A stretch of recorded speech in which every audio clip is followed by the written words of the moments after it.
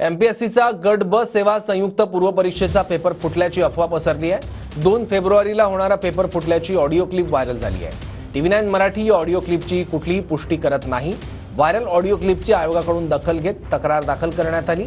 उमेदवारांनी अफवांवर विश्वास ठेवू नये असं आवाहन आयोगाने केलं आहे।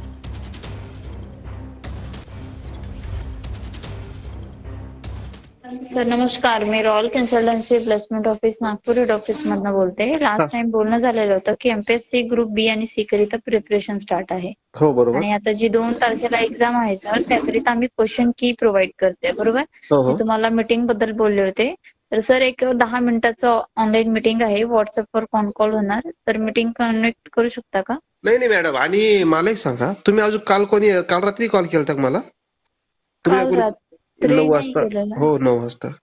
नाही सर, ऑफिसच बंद होते 9 वाजता, कसं पॉसिबल नाही ना। नाही सर, याच नंबरने कॉल येईल माझा, अनदर दुसऱ्या नंबरने नाही। ते बोलत होते मला 40 लाख रुपये द्या, आम्ही तुम्हाला क्वेश्चन पेपर वगैरे देऊन टाकतो आदल्या दिवशी। काय नाव नाही विचारलं मॅडम मी। नंबर सांगा ना एकदा। शेवटचे 5 अंक सांगेल मी।